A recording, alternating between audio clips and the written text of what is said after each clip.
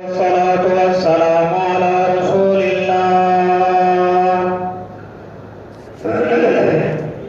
يا رب صل وسلم دائما أبدا على حبيبك خير الخلق كلهم يا رب صل وسلم دائما أبدا على حبيبك خير الخلق كلهم يا رب صل وسلم دائما أبدا على حبيبك خير الخلق كلهم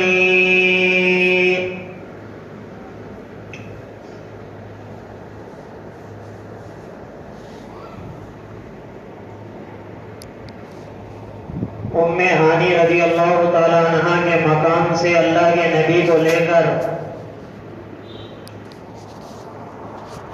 جو گزشتہ کل بتائی گئی یہ بات کہ ام ہانی کا مکان حتیم سے لگ کر جہاں عمارت بنی ہوئی ہے وہاں آرام فرما رہے تھے. جبرائیل امین تشریف لائے, اللہ کے نبی کو لے کر گئے. بیر زمزم پر آپ کو لٹایا گیا, اوپن ہارٹ سرجری کی گئی, آپ کے قلب مبارک کو نکالا گیا تاکہ اللہ سے ہم کلام کرنے کا دل, ہم کلامی کا شرف ہونے والا تھا تو دل اتنا برداشت کرنا ضروری تھا. اس لیے زمزم سے اسے دھو کر اس کے اندر انواروں کو عرفانات سب کے سب بھر دیے, اللہ کی تجلیات. پھر دوبارہ قلب کو اس کی جگہ رکھ کر سینے کو جوڑ دیا گیا. براق نام کی سواری جو گدھے سے بڑی اور خچر سے چھوٹی, اللہ کے نبی اس پر سوار ہوئے اور اس کی تیزی اتنی تھی کہ جہاں نگاہ ڈالو وہاں اس کا پہلا قدم تھا. جب یہ سفر شروع ہوا تو راستے میں ایک نخلستان آیا جہاں کھجوروں کے باغات, کھجوروں کے درخت تھے. جبریل امین نے فرمایا یا رسول اللہ آپ یہاں پر اتریے, یہاں اتر کر 2 رکعت نماز پڑھیے. اللہ کے نبی وہاں اترے, 2 رکعت نماز پڑھی. جبریل امین نے پوچھا آپ کو پتہ ہے آپ نے کہاں 2 رکعت نماز پڑھی؟ اللہ کے نبی نے فرمایا نہیں. جبریل نے بتایا کہ یہ آپ کا مقام ہجرت ہے, مدینہ منورہ ہے, یہاں آپ کو آگے چل کے ہجرت کرنا ہے. پھر آگے گئے, ایک مقام آیا, جبریل امین نے فرمایا انزل وصلی رکعتین, یہاں پر بھی اتریے اور 2 رکعت نماز پڑھیے. اللہ کے نبی وہاں پہ اترے, 2 رکعت نماز پڑھی. جبریل امین نے پوچھا یہ کیا ہے؟ جبریل امین سے پوچھا کہ یہاں کیوں اتارا؟ تو کہا آپ جس جگہ آپ رکے ہوئے ہیں اور 2 رکعت نماز پڑھی یہ وادی سینا ہے جہاں اللہ رب العزت نے موسیٰ علیہ السلام کو نبوت دی تھی اور سب سے پہلے کلام کیا تھا. وادی سینا. پھر آگے چلے, چلتے چلتے ایک اور موقع آیا, وہاں پر رکے, وہاں 2 رکعت نماز پڑھی. جبریل امین نے کہا یا رسول اللہ آپ نے یہ 2 رکعت مقام مدین میں پڑھی جہاں شعیب علیہ السلام رہتے تھے. پھر چلے بیت المقدس کے قریب پہنچ کر پھر جبریل امین نے کہا انزل وصلی رکعتین, کہ یہاں اتریے اور 2 رکعت نماز پڑھیے. پھر اترے, 2 رکعت نماز پڑھی. جبریل امین نے پوچھا تمہیں پتہ ہے یا رسول اللہ آپ نے کہاں نماز پڑھی؟ کہا نہیں, یہ بیت اللہ ہے, اس جگہ پہ حضرت عیسیٰ علیہ السلام پیدا ہوئے تھے اور یہی وہ مقام ہے جہاں عیسیٰ علیہ السلام دجال کو ختم کریں گے. آج بھی وہ مسجد اقصی کے پاس وہ جگہ موجود ہے, بیت اللحم. عیسائیوں نے وہاں گرجا گھر بنایا ہوا ہے کیونکہ عیسیٰ علیہ السلام کو خدا مانتے. یہودیوں کی حکومت ہے اس وقت وہاں پر, تو وہ کچھ کر تو نہیں سکتے لیکن جگہ ویسے کے ویسے.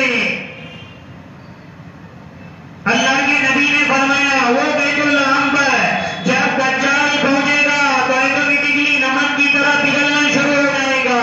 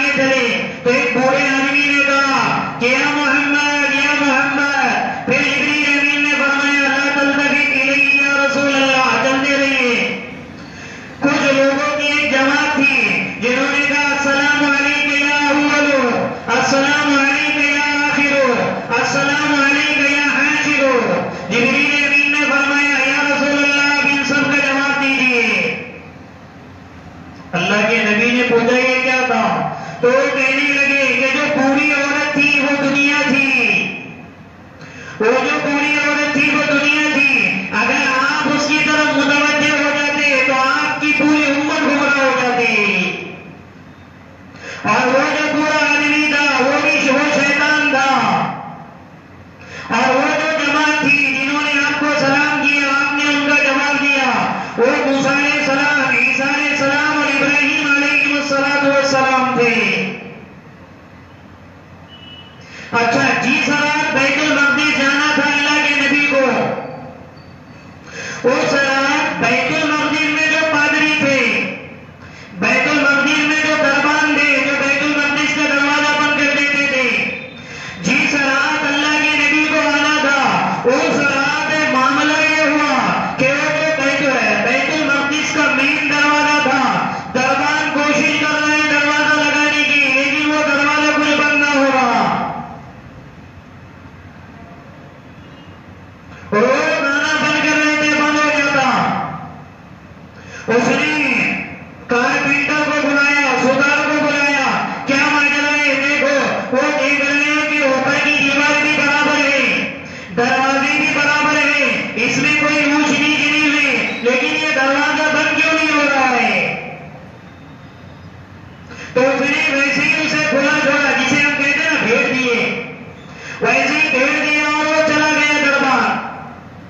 صبح ہونے کے بعد جب وہ دربان آیا اس نے دروازہ لگایا تو دروازہ لگ گیا، تو یہودی عالم سے اس نے پوچھا کہ یہ کیا بات ہے کہ میں صبح رات میں دروازہ لگا رہا نہیں لگ رہا اور ہر دن میں لگایا تو لگ گیا؟ تو یہودی عالم بھاگا، تورات میں دیکھا اور پھر آیا، کہنے لگا آج کون سی رات ہے؟ تو انہوں نے بتایا کھلا کھلا تاریخ ہے، تو وہ کہنے لگا ارے تیرا نام ہو، تجھے پتہ نہیں آج نبی آخر الزماں اس مسجد میں آنے والا تھا۔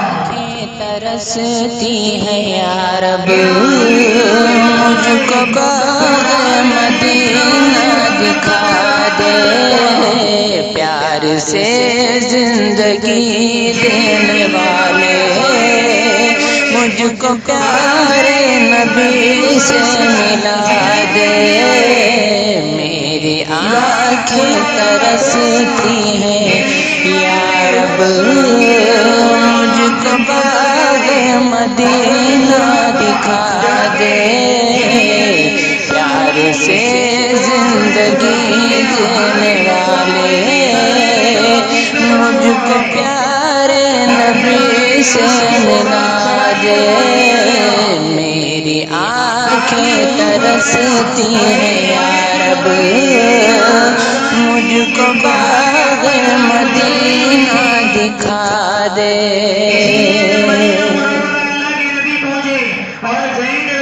کربلا میں حسین ابن حیدر حق سے فرمایا خون میں نہا کر،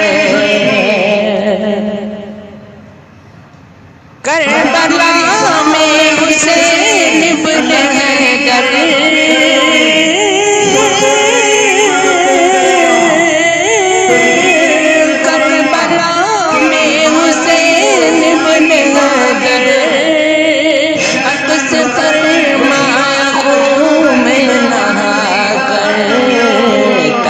شاہی یزیدوں کو دے کر، تاج شاہی یزیدوں کو دے کر، تاج شاہی یزیدوں کو دے کر، مجھ کو جام شہادت پلا دے، تاج شاہی یزیدوں کو دے کر، مجھ کو جام شہادت پلا دے، میری آنکھیں ترستی ہیں یا رب مجھ کو باغ مدینہ دکھا دے، پیار سے زندگی دینے والے مجھ کو پیارے نبی سے ملا دے۔ المسجد الأقصى الذي باركنا حوله لنريه من لے کے تلوار فاروق گھر سے قتل کرنے چلے تھے نبی کو،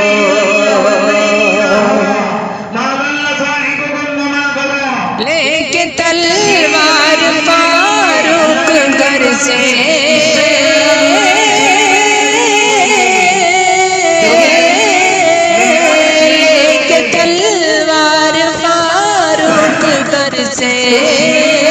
قتل کرنے چلے تھے نبی کو، پاس پہنچے تو کی عرض رو کر، پاس پہنچے تو کی عرض رو کر، پاس پہنچے تو کی عرض رو کر، میرے محبوب کلمہ پڑھا دے، پاس پہنچے تو کی عرض رو کر، میرے محبوب کلمہ پڑھا دے، میری آنکھیں ترستی ہیں یا رب، مجھ کو باغ مدینہ دکھا دے، پیار سے زندگی دینے والے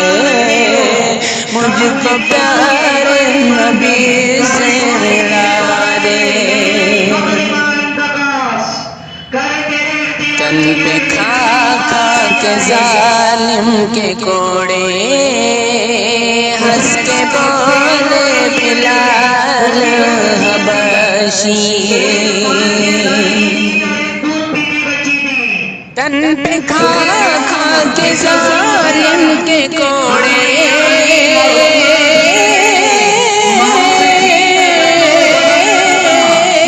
تن پہ کھا کھا کے ظالم کے کوڑے، ہنس کے بولے بلال حبشی، میں نہ چھوڑوں گا دامن نبی کا، میں نہ چھوڑوں گا دامن نبی کا، میں نہ چھوڑوں گا دامن نبی کا، بے حیا چاہے جتنی سزا دے، میں نہ چھوڑوں گا دامن نبی کا، بے حیا چاہے جتنی سزا دے،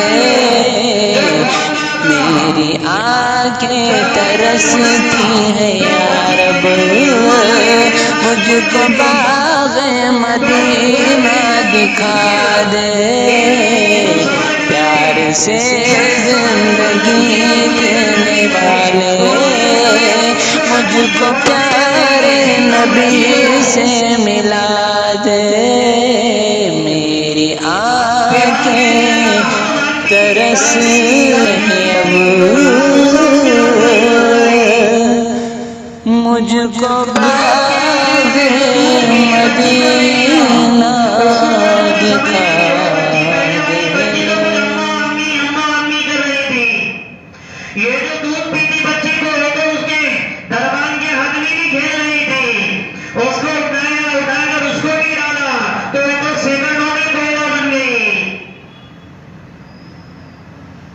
اس سے لینے لگا اب بھی مان لے تو بچ جائے گی، پھر اس نے کہا فضل کا انتقاص کرے جو تیرے اختیار میں، وہی جو میں ہمیشہ جیل پڑتا ہوں، آ نہ کر لبوں کو سی عشق ہے دل لگی رہی، سینوں پہ تیر کھائے گا، قدم قدم بڑھائے گا، یعنی زبان حال سے کہنے کے ہاں ستائے گا، یہ عشق و بستی کی آگ ہوتی ہے، جنہیں اللہ کا پتہ ہوتا ہے، ان کے لیے موت الموت جسر، موت ایک پل ہے، یوصل الحبیب الی حبیبی، جو ایک محبوب کو اپنے محبوب سے ملاتی ہے، ہم جو کہ دنیا کے پیچھے پڑیں گے اس لیے موت سے گھبراتے ہیں، ورنہ جن کو اللہ کا پتہ ہوتا ہے، جن کو اللہ کا عشق ہوتا ہے، وہ موت ایک تحفہ سمجھتے ہیں کہ بڑا اچھا تحفہ آیا ہے،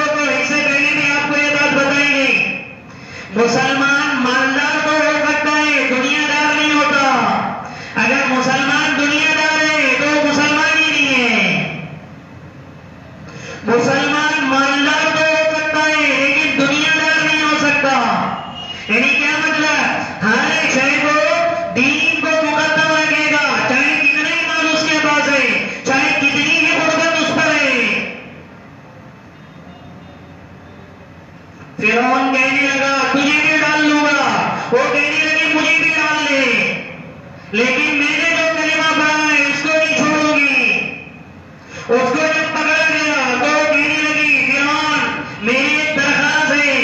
کہا کیا کہ جب مجھے بھی اس تیل میں ڈال دیا جائے تو مجھے اور میری دونوں بیٹیوں کو اٹھا کر ایک جگہ قبر میں رکھ دینا. تو کہنے لگے ہاں تمہاری درخواست منظور کر دی جائے گی. اس کو بھی اٹھایا اور کیوں کیا اس نے تاکہ سب کو سبق مل جائے کہ مجھے کو خدا نہیں مانو گے تو اس کا حج نہیں ہوگا. لیکن اس کی اس جرأت سے بادشاہ کے درباریوں میں سے کچھ لوگوں کے دل میں ایمان کی رمق جاگ گئی کہ یہ کون سا ایسا عشق ہے جس میں جان دینے میں بھی اسے مزہ آ رہا ہے. اس کو پکڑ کر اس کو بھی ڈال لیا. اب وہ تینوں کے جو کوئلے بنے ہوئے تھے ہڈیاں گوشت تو سب ختم ہو گیا تھا. بچی کچی جتنی ہڈیاں تھی جبریل امین نے فرمایا یا رسول اللہ فرعون نے مصر میں اس کو ایک جگہ دفن کیا ہے. دنیا والے اسے بھول گئے کہ وہ قبر کا ہے لیکن جب سے وہ دفن ہے آسمان کے فرشتے بھی وہاں سے جنت کی خوشبو کو محسوس کرتے ہیں. اس لیے جب آپ اوپر جا رہے تو یہاں جنت کی خوشبو تمہیں آ رہی ہے. پہلے آسمان پہ پہنچے دستک دی. پہلے آسمان کے دربار میں پوچھا کون ہے؟ کہا جبرائیل. کون سا ہے؟ کہا محمد. اجازت ملی ہے اللہ کی طرف سے؟ کہا ہاں. تو کہنے لگا مرحبا مرحبا مرحبا. جب آسمان کا دروازہ کھلا ایک سفید آدمی پورے داڑھی تو نہیں تھی سفید آدمی بیٹھے ہوئے تھے. پوچھا یہ کون ہے؟ تو جبریل امین نے کہا یا رسول اللہ یہ سلام کیجیے آپ انہیں سلام کیجیے آپ کے ابا آدم ہیں. صرف آدم علیہ السلام کو داڑھی نہیں تھی. اس کی وجہ یہ تھی کہ وہ جنت سے آئے تھے اور جنت میں داڑھی کا نام و نشان نہیں ہے. اسی لیے جب ہم سب جنت میں جائیں گے تو ہم کو بھی یہ داڑھیاں نہیں ہوگی. دنیا میں سنت ہے برائی کبیرہ ہے اس کا کاٹنا. صرف آدم علیہ السلام وہ پہنچے نورانی چہرہ نظر آ رہا تھا تو آدم علیہ السلام کہنے لگے مرحباً مرحباً بالابن الصالح والنبی الصالح. خوش آمدید خوش آمدید میرا نیک بیٹا آ گیا میرا نیک نبی آیا. پھر دوسرے آسمان پر تو وہاں پر عیسیٰ علیہ السلام اور یحییٰ علیہ السلام سے ملاقات ہوئی. وہ کہنے لگے مرحباً بالأخ الصالح والنبی الصالح. ارے مبارک ہو ہمارا نیک بھائی آ گیا ہمارا نیک نبی آ گیا. ان سے بھی ملاقات ہوئی. انہوں نے سلام کیا اللہ کے نبی کو. تیسرے آسمان پر حضرت یوسف علیہ السلام کو جب دیکھا تو ایسے دیکھتے رہے اللہ کے نبی. اور دنیا میں آنے کے بعد کہا میں نے یوسف کو دیکھا اللہ نے اس کو آدھی دنیا کی خوبصورتی دی ہے. اپنی پردانی پہ گئے تھے یوسف علیہ السلام. پردانی بی بی سارا جو ابراہیم علیہ السلام کی بیوی تھی. بی بی سارا کے بارے میں مورخین نے لکھا ہے بی بی سارا کو اللہ نے چھٹا حسن دیا تھا پوری دنیا کا. پوری دنیا کو اس حسن کو 6 حصوں میں تقسیم کرو اور چھٹا حصہ اللہ نے بی بی سارا کو دیا تھا. اللہ کے نبی نے فرمایا یہ حسین چہرہ کا یہ یوسف ہے. تو یوسف علیہ السلام بھی اٹھے کہنے لگے مرحباً بالأخ الصالح والنبی الصالح. خوش آمدید ہو مرحبا ویلکم یا رسول اللہ آپ آئے اور آپ بڑے اچھے نیک نبی ہیں نیک بھائی ہیں. چوتھے آسمان پر ادریس علیہ السلام سے ملاقات ہوئی وہی معاملہ ہوا. پانچویں آسمان پر حضرت ہارون علیہ السلام سے وہی معاملہ ہوا. چھٹے آسمان پر حضرت موسیٰ علیہ السلام سے وہی معاملہ ہوا. جب ساتواں آسمان آیا تو حضرت ابراہیم علیہ نبی علیہ الصلوۃ والسلام بیت المعمور سے ٹیک لگا کر بیٹھے ہوئے تھے. سفید ریش بالکل نورانی چہرہ ناک بالکل کھڑی آنکھوں میں جاذبیت. اللہ کے نبی سے جبریل نے فرمایا جبریل نے اللہ کے نبی سے فرمایا آپ انہیں سلام کیجیے. سارے نبی اللہ کے نبی کو سلام کر رہے تھے. جب بھائی ابراہیم علیہ السلام کی باری تو کہا یا رسول اللہ آپ انہیں سلام کیجیے. کیوں؟ تاکہ ساری دنیا کو پتہ دینا ہے اور یہ صبر دینا ہے کہ بیٹا اگر نبیوں کا سردار بھی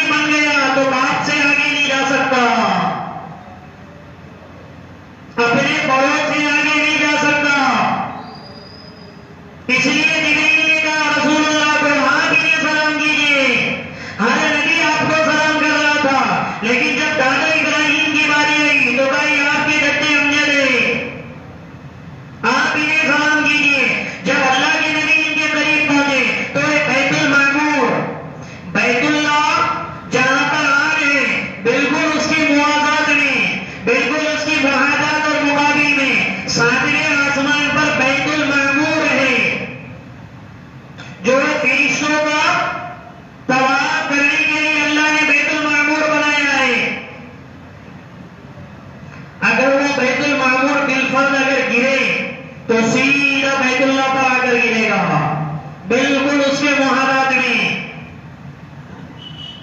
روزانہ بیت المعمور کے 70,000 فرشتے طواف کرتے ہیں. 70,000. جو فرشتہ ایک مرتبہ طواف کر لے قیامت تک اس کی باری نہیں آتی. پھر تو ہم کچھ نصیب ہیں کہ اللہ رب العزت نے ہمیں اپنا گھر نصیب کیا تو کتنے لوگ جاتے آتے جتنے چاہے من میں آ کر طواف کر لیتے. ورنہ فرشتے اتنے اللہ نے بنائے کہ ایک روزانہ کتنے 70,000 فرشتے طواف کر دیں. اور ایک مرتبہ فرشتے نے طواف کیا تو پھر قیامت تک اس کی باری نہیں آئے گی. تو کتنے فرشتے ہو گئے اللہ کے. اور جب سے بیت المعمور بنائے تب سے وہ طواف کر رہے ہیں.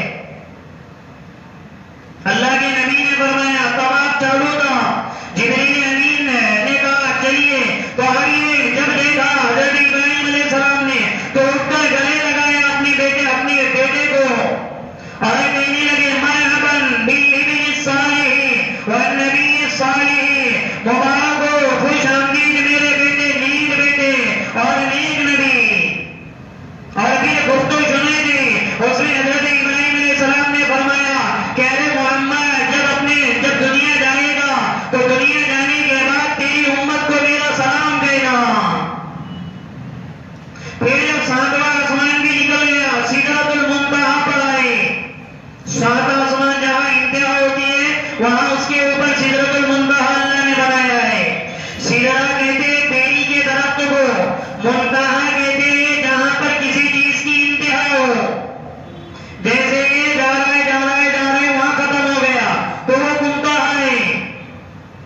سدرہ کہتے ہیں بیری کے درخت کو, اسے سدرۃ المنتہا اس لیے کہتے ہیں کہ میرے اور آپ کے اعمال جب یہاں سے اٹھتے ہیں تو چلتے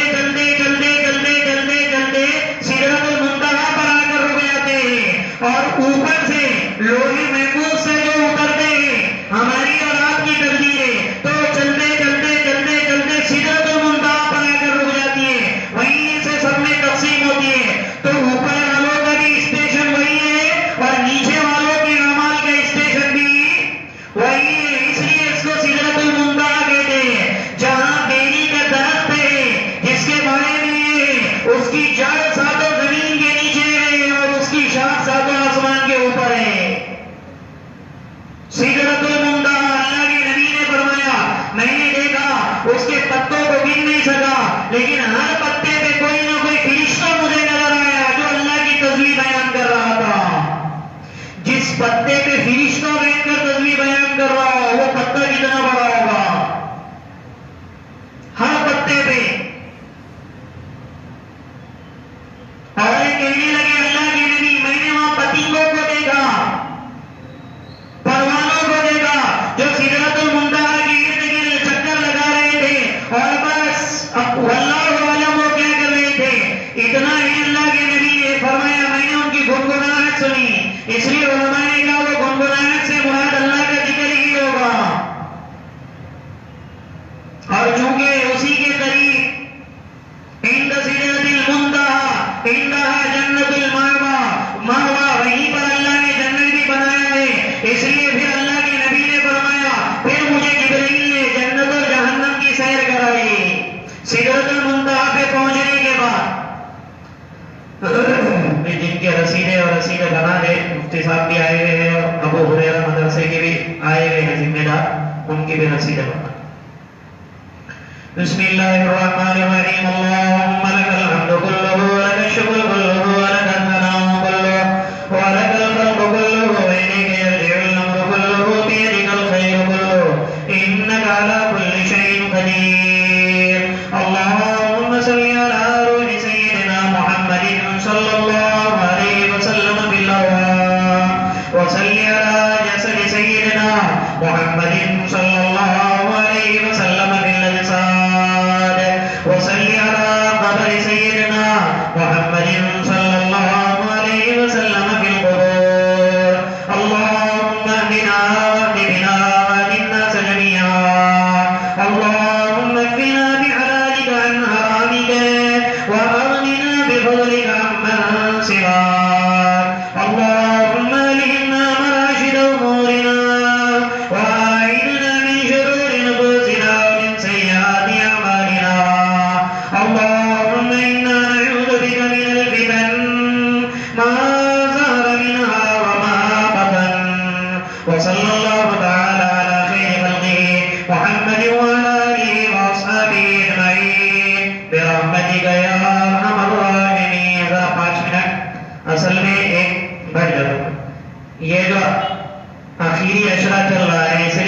سب سے میری ادب گزارش ہے کہ اس آخری اشرے میں روزے کی تو اہمیت ہے ہی، اس سے کوئی سروکار نہیں، لیکن آخری اشرے میں دن سے زیادہ اہمیت رات کی ہو جاتی، کیونکہ ان راتوں میں شب قدر کی تلاش ہوتی ہے، اس لیے اور شب قدر عشاء کی نماز کے بعد سے شروع نہیں ہوتی، مغرب ہو گئی جیسے ہی ادائی شروع ہو گئی اس وقت سے شب قدر شروع ہو جاتی ہے۔ اس لیے آپ حضرات سے میری ادباً گزارش ہے کہ یہ جو آخری عشر جتنے بھی بچے کچے دن ہیں اللہ کے واسطے مغرب کے بعد سے ہی مسجدوں میں آنا شروع کر لیں۔ اس کی وجہ یہ ہے کہ میں اور آپ مغرب کی نماز کے بعد بالکل فریش رہتے ہیں، ارے رہتے یا نہیں رہتے؟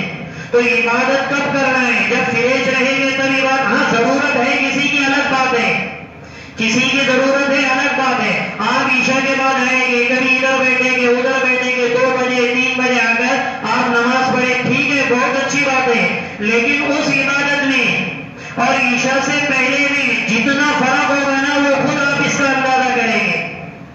اب یہ 6-7 دن بچے ہوئے ہیں، آپ کم سے کم مغرب کی نماز کے بعد تو بھی نوافل کا اہتمام کریں، یا اتنا نہیں ہو سکتا ضروریات آپ کی لگی ہوئی ہے تو عشاء کی نماز سے آدھا گھنٹہ پہلے آ جاؤ، قرآن پاک تو روزانہ پڑھیں گے، دن میں نوافل کا اہتمام کریں، صلاۃ التوبہ پڑھیں، اوروں کی دعا تو اوروں کے لیے دعا کریں، نبی کی امت کے لیے دعا کریں۔ شب قدر مغرب سے ہی شروع ہو جاتی ہے، اس لیے آخری عشرے میں تلاش کرنے کے لیے مغرب میں ہی آ جائے، کریں گے نا اس کی فکر انشاءاللہ۔ اور جو لوگ مغرب کی نماز سے پہلے پہلے ادھر ادھر کھڑے رہتے، آپ سب کی ذمہ داری ہے کہ آپ جب بھی مسجد میں آئے تو جو کھڑے ہوئے ان کو کہو صفے میں لگ جائے۔ اصل میں ہوتا ہی ہے کہ جو کھڑے ہوئے رہتے تو وہ بھی آگے یوں ایسے آستین چڑھاتے ہیں اور یوں آگے وہ بھی کھڑے ہو جاتے، لڑکے لوگ یہاں پہ گئے ہوتے، بڑی عمر والے وہاں بیٹھ جاتے، کچھ لوگ یہاں ٹہلتے رہتے، جب امام صاحب سجدے میں جانے کے لیے آتے تو بھاگتے ہوئے آتے۔ تکبیر اولا کا اہتمام تو مرنے کے بعد ہی سمجھ میں آئے گا، کچھ ضرورت ہے الگ بات ہے، آپ افطار میں دیر سے آگے نماز کو تو الگ بات ہے، لیکن یہاں آگے بھی محروم رہنا بولے تو یہ عجیب بات ہے۔ اس لیے آپ سب کی ذمہ داری ہے، 10 لوگ کھڑے ہیں، آپ کے بولنے سے 2 لوگ بھی آ گئے تو آپ کے نامہ اعمال میں اجر آ جائے گا، ایک تو بنے گا نا آپ کی، 9 لوگ کیا بولیں گے بہت بھاری بن رہا، 100 چوہے کھا کے بلی حج کو جا رہی، لیکن ایک تو مانے گا نا آپ کی بات، وہ ایک کی وجہ